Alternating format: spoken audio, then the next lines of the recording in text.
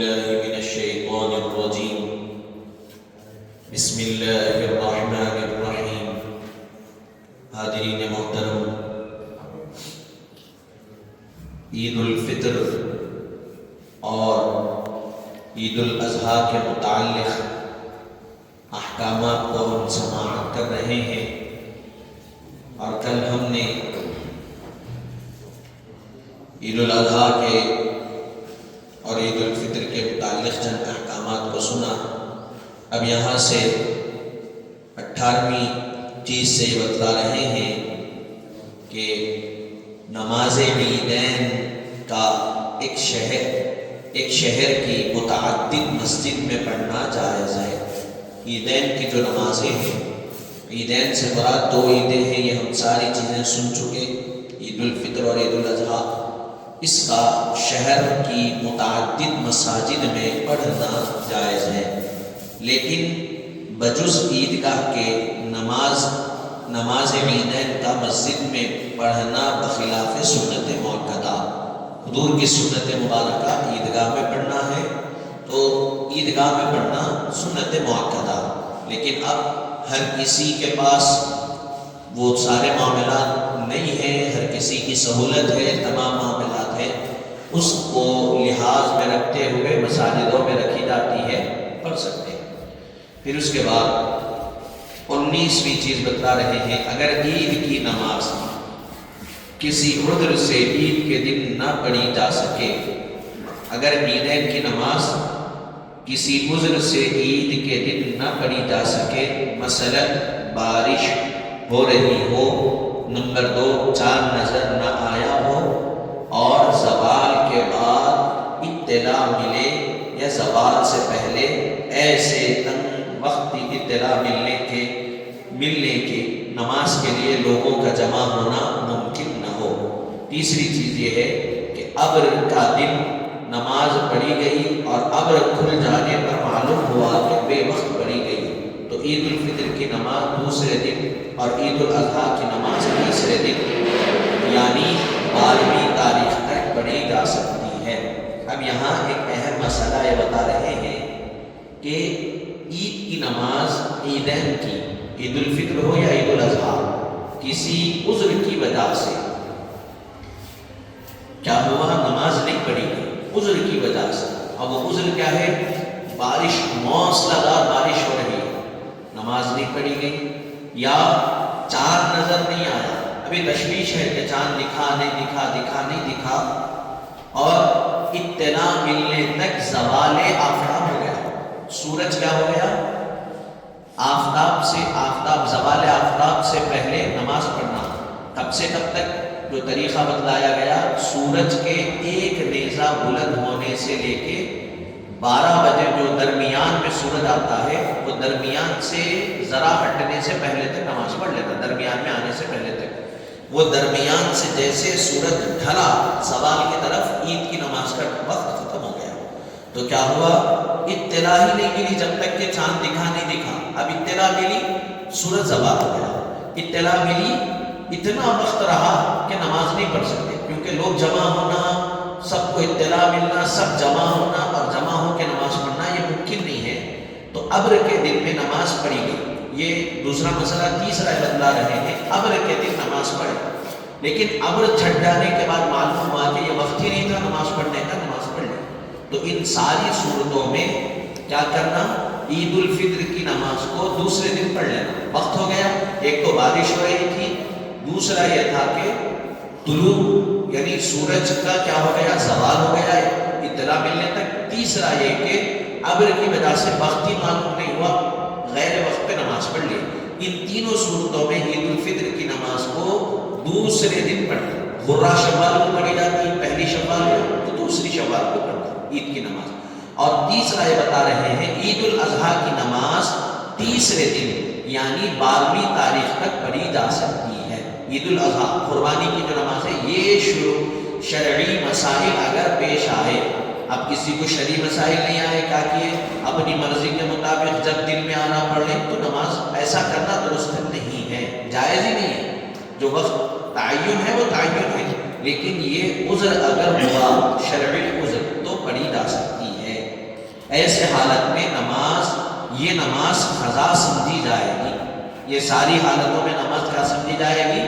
ادا نہیں رہے گی، قضا سمجھی جائے گی، لیکن معاملہ مکمل ہوگا. 20ویں چیز بتلا رہے ہیں، 20واں مسئلہ یہ ہے کہ عید الاضحیٰ کی نماز میں بے عذر تیسرے دن تک تاخیر جائز ہے مگر مکروہ ہے، اور عید الفطر میں بلا عذر تاخیر دوسرے دن تک جائز نہیں ہے. عید الاضحیٰ ہو عید الفطر ہو، تاخیر کرنا جائز نہیں ہے. جو دن پہلے دن پڑھتے اسی دن پڑھ لینا، لیکن اگر کوئی عذر ہے تاخیر ہو رہا ہے تو اس کی اجازت ہے، نماز ہوگی. لیکن بغیر کسی عذر کے اگر بڑھا رہے ہیں تو عید الفطر عید الاضحیٰ کی نماز ہو تو جاتی ہے، لیکن کراہیت کے ساتھ مکروہ ہوتے ہوئے ہوتی، اللہ کو ناپسند ہوتے ہوئے قبول ہوتی ہے. اور عید الفطر کی نماز تو جائز ہی نہیں ہے آگے بڑھانا، یہ بتا رہے ہیں. دوسرے دن بھی نماز عید کا وہی وقت ہے جو پہلے دن تھا.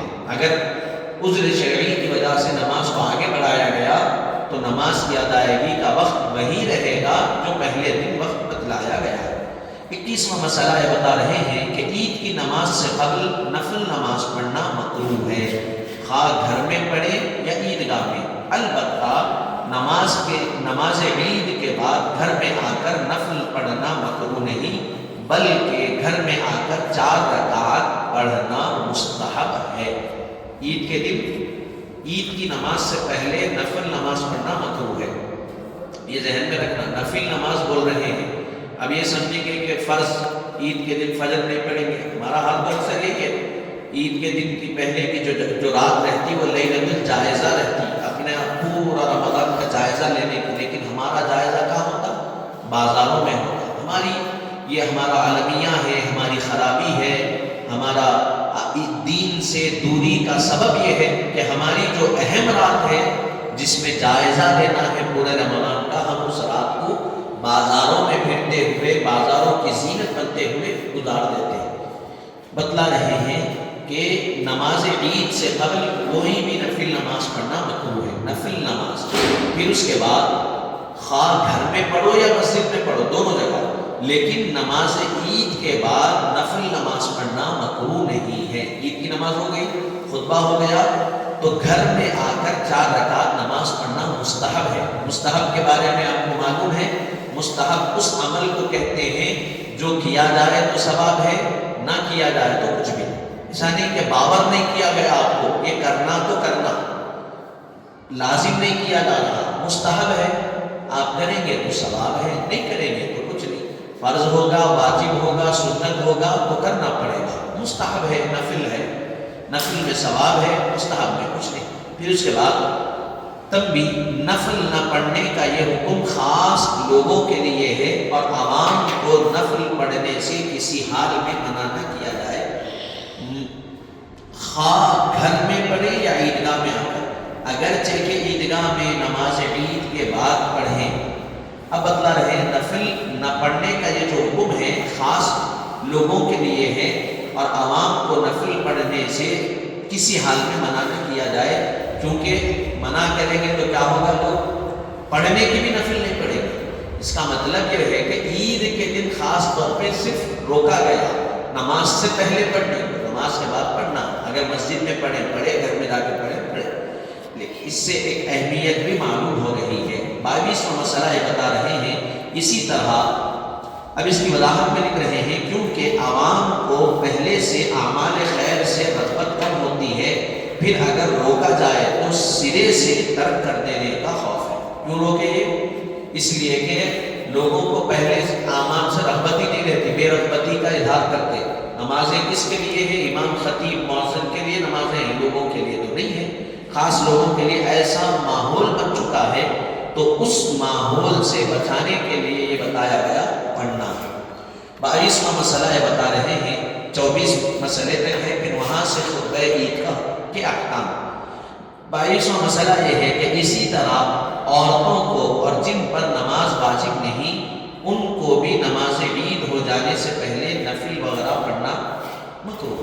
عورتوں کو تو عید کی نماز نہیں ہے، تو وہ عید کی نماز ہونے کے بعد اگر پڑھیں گے تو وہ مستحب عمل ہے.